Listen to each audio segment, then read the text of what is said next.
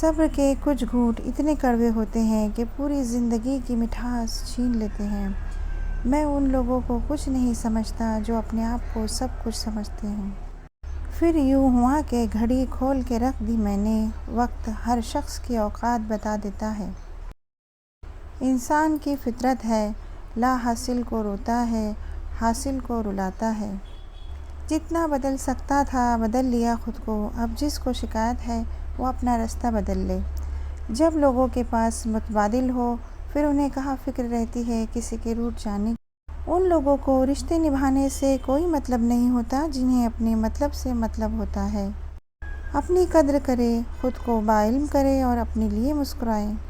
علم رکھنے والے سے لڑنا آسان ہوتا ہے، پر یقین رکھنے والے سے لڑنا انتہائی مشکل ہوتا ہے۔ خاموشی اسی کی محسوس ہوتی ہے جس کا بولنا اچھا لگتا ہے۔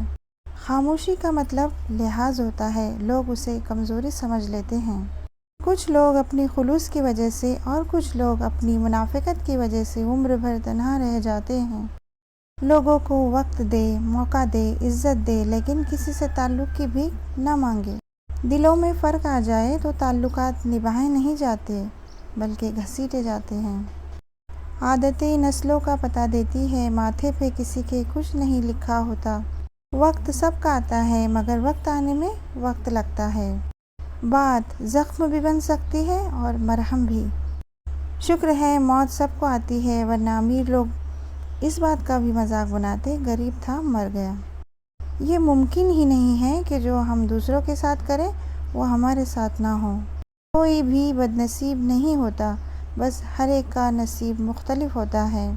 انسان مٹی کا وہ لڈو ہے جو گھوم پھر کر واپس بنانے والے کے ہاتھوں میں ہی آ جاتا ہے۔